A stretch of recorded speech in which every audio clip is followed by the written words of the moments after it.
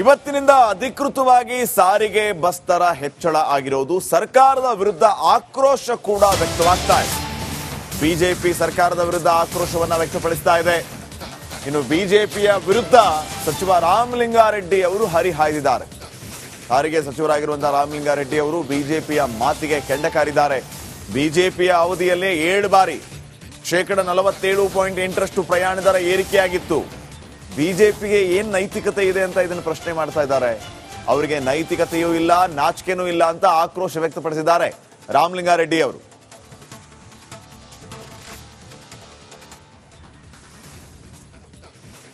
ರಾಮಲಿಂಗಾರೆಡ್ಡಿ ಅವರು ಬಿಜೆಪಿಯವರ ಮಾತುಗಳಿಗೆ ಆಕ್ರೋಶವನ್ನ ವ್ಯಕ್ತಪಡಿಸ್ತಾ ಇದ್ದಾರೆ.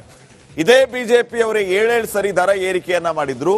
ಅದ್ಯಾವುದು ಕೂಡ ಈ ಬಿಜೆಪಿಯ ನಾಯಕರಿಗೆ ನೆನಪಿಲ್ವಾ?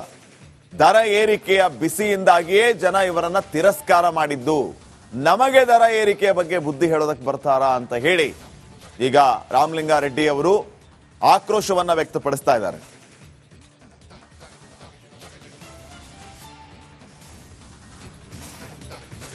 ಬಸ್ ಟಿಕೆಟ್ ದರ ಏರಿಕೆಯಾಗಿ ಪ್ರಯಾಣಿಕರು ಈಗ ಆಕ್ರೋಶವನ್ನ ವ್ಯಕ್ತಪಡಿಸ್ತಾ ಇದ್ದಾರೆ ಸಿದ್ದರಾಮಯ್ಯ ಸರ್ಕಾರದ ವಿರುದ್ಧ.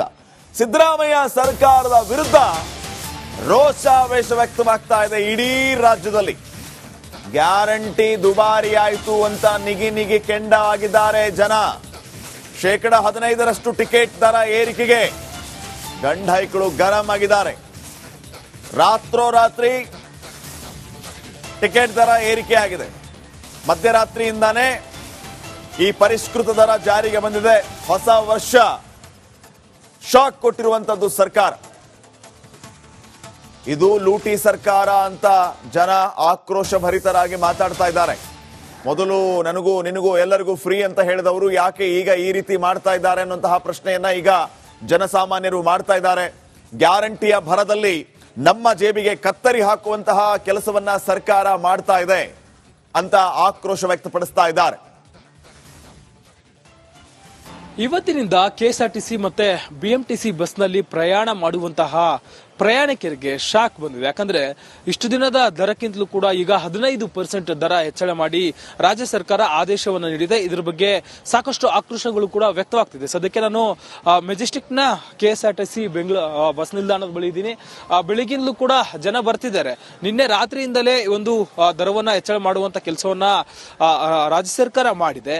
ಗ್ಯಾರಂಟಿಯಿಂದ ಆಗಿರುವಂತಹ ಲಾಸ್ ಅನ್ನ ಕಂಟ್ರೋಲ್ ಮಾಡೋದಕ್ಕೆ ಈ ರೀತಿಯಾಗಿ ದರವನ್ನ ಹೆಚ್ಚಳ ಮಾಡಲಾಗಿದೆ ಅಂತ ಹೇಳಿ ಆಕ್ರೋಶ ಕೂಡ ವ್ಯಕ್ತವಾಗ್ತಿದೆ. ಈಗಾಗಲೇ ಅಪೋಸಿಷನ್ ಸರ್ಕಾರ ಕೂಡ ಅಪೋಸಿಷನ್ ಪಾರ್ಟಿ ಕೂಡ ಸಾಕಷ್ಟು ಆಕ್ರೋಶ ವ್ಯಕ್ತಪಡಿಸುವಂತ ಕೆಲಸವನ್ನು ಮಾಡ್ತಿದೆ. ಅಲ್ಲಲ್ಲಿ ಪ್ರತಿಭಟನೆಗಳು ಕೂಡ ಆಗುವಂತ ಸಾಧ್ಯತೆ ಇದೆ. ಯಾಕಂದ್ರೆ ಹೆಣ್ಮಕ್ಳಿಗೆ ಫ್ರೀ ಬಸ್ ಮಾಡಿರೋದ್ರಿಂದ ಗಂಡು ಮಕ್ಕಳ ಜೋಬಿಗೆ ಸಾಕಷ್ಟು ಕತ್ತರಿ ಬೀಳ್ತಿದೆಯಾ ಅನ್ನುವಂಥದ್ದು ಮೇಲ್ನೋಟಕ್ಕೆ. ಈಗಾಗಲೇ ಯಾವಾಗ ಈ ಒಂದು ಗ್ಯಾರಂಟಿಗಳನ್ನ ಆದೇಶ ಮಾಡಲಾಗಿತ್ತು ಆಗಿನಿಂದಲೇ ಕೂಡ ಯಾವಾಗ ಗ್ಯಾರಂಟಿಗಳು ಜಾರಿಗೆ ಬಂತು ಆಗಿನಿಂದಲೇ ಆಕ್ರೋಶಗಳು ಕೂಡ ವ್ಯಕ್ತವಾಗಿತ್ತು.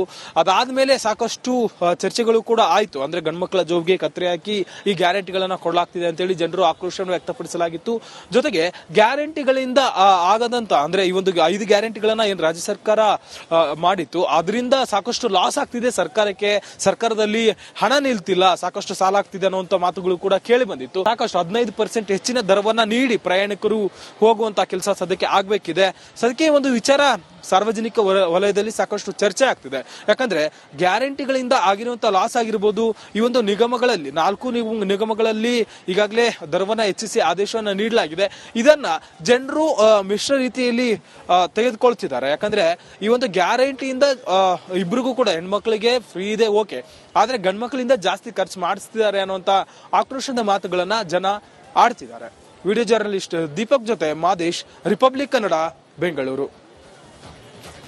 ರಾಜ್ಯ ಸರ್ಕಾರ ಉಚಿತ ಗ್ಯಾರಂಟಿಯ ಹೊರೆಯನ್ನು ತಪ್ಪಿಸುವ ನಿಟ್ಟಿನಲ್ಲಿ ಈಗಾಗಲೇ ಬಸ್ ದರವನ್ನು ಕೂಡ ಜಾಸ್ತಿ ಮಾಡಿದೆ. ಹೀಗಾಗಿ ಉತ್ತರ ಕನ್ನಡ ಜಿಲ್ಲೆಯ ಪ್ರಯಾಣಿಕರು ಕೂಡ ಅಸಮಾಧಾನ ಕೂಡ ವ್ಯಕ್ತಪಡಿಸ್ತಾ ಇದ್ದಾರೆ.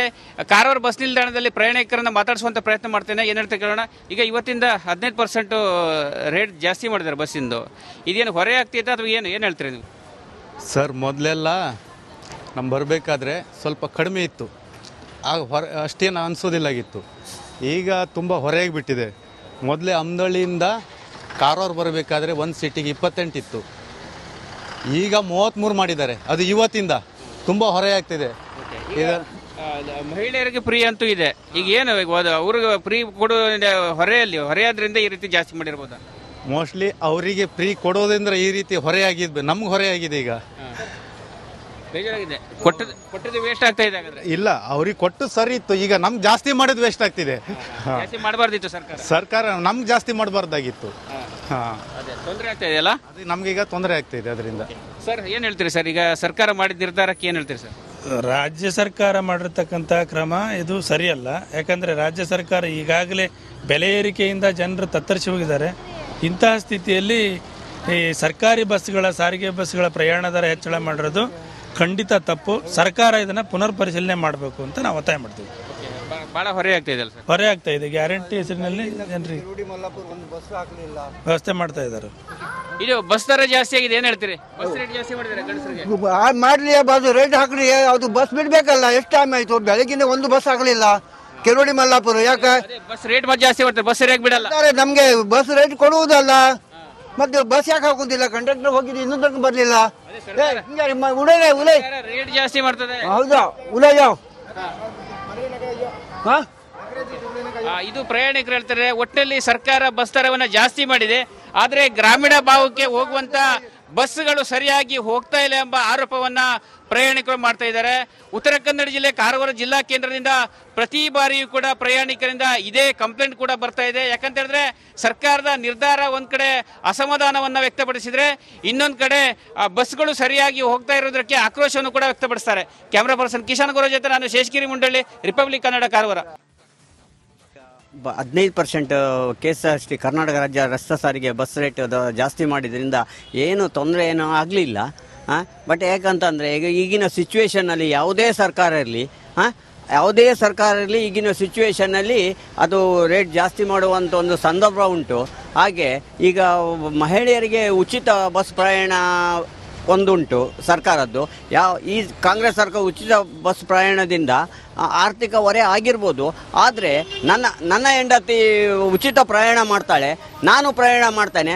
ಆಗ ಇವೆರಡು ಕಂಪೇರ್ ಮಾಡಿದಾಗ ಅದೇನು ದೊಡ್ಡದಾಗೋದಿಲ್ಲ.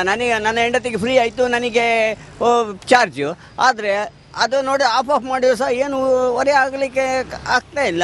ಈಗಿನ ಸಿಚುವೇಶನ್ನಲ್ಲಿ ಅದು ಮಾಡಿದ್ದು ಅವ್ರದ್ದೇನು ತಪ್ಪಿಲ್ಲ. ಇವತ್ತು ನಮ್ಮ ರಾಜ್ಯ ಸರ್ಕಾರ ಬಸ್ಸು ದರ ಟಿಕೆಟ್ ಏರಿಸಿದರ ಬಗ್ಗೆ ಇವತ್ತು ನಾವು ಬಹಳಷ್ಟು ಸರ್ಕಾರವನ್ನು ದೂರುವುದನ್ನು ಕೇಳುತ್ತೇವೆ.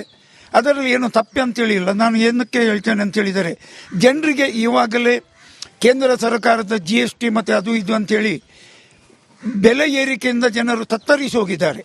ಇವತ್ತು ಒಂದು ಸಾಮಾನ್ಯ ಜನ ಎಂದರೆ ವರ್ಕಿಂಗ್ ಕ್ಲಾಸ್, ಒಂದು ಕಾರ್ಮಿಕ ವರ್ಗ ಒಂದು ದಿನ ತೆಗೆಯಬೇಕಾದರೆ ಅಷ್ಟೇ ಕಷ್ಟ ಉಂಟು. 15% ಬಸ್ ಟಿಕೆಟ್ ಏರಿಸಿದ್ದು ಅದೇನು ಕಡಿಮೆ ಅಲ್ಲ.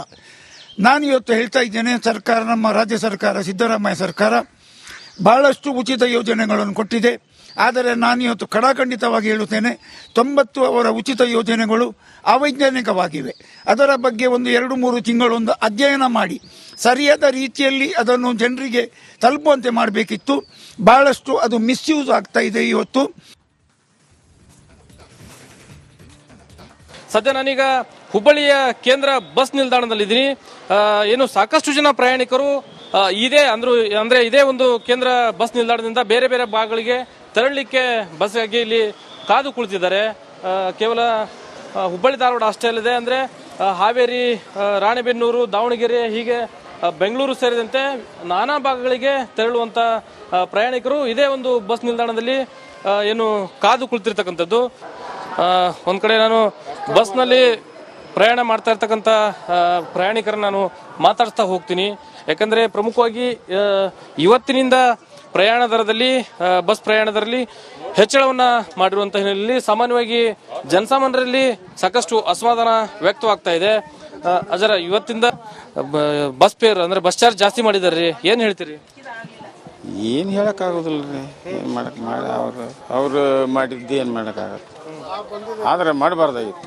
ಮಹಿಳೆಯರಿಗೆ ಉಚಿತ ಪ್ರಯಾಣ ಯೋಜನೆ ಕೊಟ್ಟರು. ಒಂದ್ ಕಡೆ ಈಗ ಇವತ್ತಿಂದ 15% ಜಾಸ್ತಿ ಮಾಡಿದ್ರು.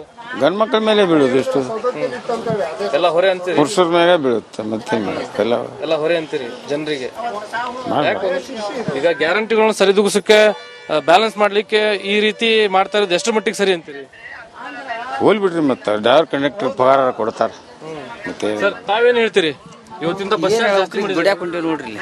ಮತ್ತೆ ಈಗ ಅವ್ರು ಬಸ್ ಚಾರ್ಜ್ ಹೆಚ್ಚಿಗೆ ಮಾಡಿದ್ರೆ ಮತ್ತೆ ತಮ್ಮಂತವ್ರ ಮ್ಯಾಗ ಹಾಕಿ ತಕ್ಕೋತಾರ ಅವ್ರು ಅಟ್ಟ ರೀ. ಮತ್ತೇನು ಹೇಳಕ್ ಇಷ್ಟಪಡಲ್ಲ ಅಷ್ಟೇ.